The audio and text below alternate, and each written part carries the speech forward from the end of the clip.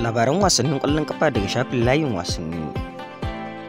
A nan za ku ji cewar ƙungiyar ƙwallon kafa ta Aston Villa a yanzu suna sa ido sosai kan yanayin da ɗan wasa Ferran Torres ke ciki a ƙungiyar ƙwallon kafa ta Barcelona. Biyu bayan mai horaswar ƙungiyar ta gasar Premier League Unai Emery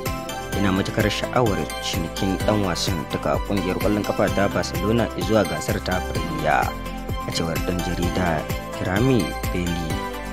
Ana sa ran mai tsaron ragar kungiyar kwallon kafa ta Chelsea wadda ya share kakar wasar da ta gabata a matsayin aro a kungiyar kwallon kafa ta Bournemouth Kepa Arrizabalaga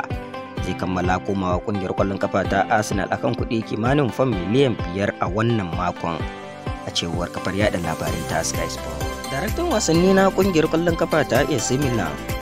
Igor Tare ya tabbatar da labari na musamman kan dan wasa Luka Modric da shiga kungiyar ta kasar Italiya nan ba da jimawa ba. Daraktan wasanni na kungiyar ta gasar Serie A yake bayyana cewar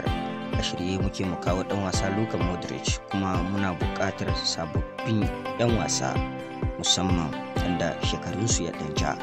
Dan wasa Luka Modric na iya zama babban dan wasa a gare mu, kuma ya yi tambaya game da kasancewa a gasar ta Serie A. Lashe kofuna muna kan haka, a cewar dan jaridar kasar Italiya Fabrizio.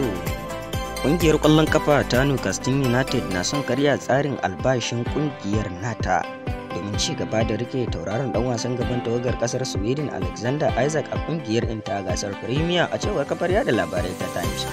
Shawar ƙungiyar ƙwallon kafa ta Barcelona kan ɗan wasa Marcus Rashford tabbas ya kasance gaskiya, amma ƙungiyar ta gasar La Liga sun fi son a bashi tauraron ɗan wasan gaban na Manchester United a matsayin aro.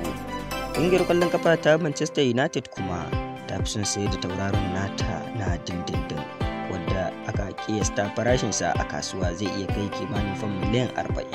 a cewar kafar yada labarai ta Didai. Ƙungiyar ƙwallon kafa ta Lions da ta samu komawa baya ne a gasar ta Ligue 1 zuwa gasar Ligue 2 ta kasar Faransa saboda rashin kuɗi da ƙungiyar ɗin ke ciki.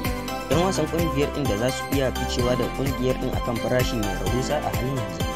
dan wasa Malik Fofana da kuma Corentin Tolisso da kuma Thiago Almada da kuma Georgia Mikades da kuma dan wasa Musa Niakit da kuma dan wasa Iceland Maitland-Niles da kuma dan wasa Lucas Perry da kuma dan wasa Dujan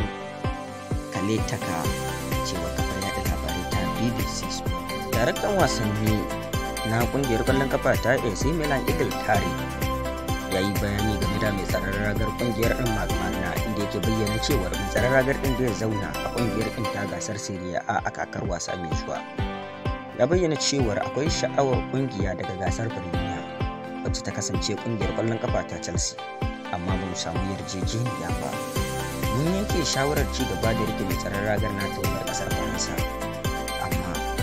ba ku da tabbacin abin da zai faru a cikin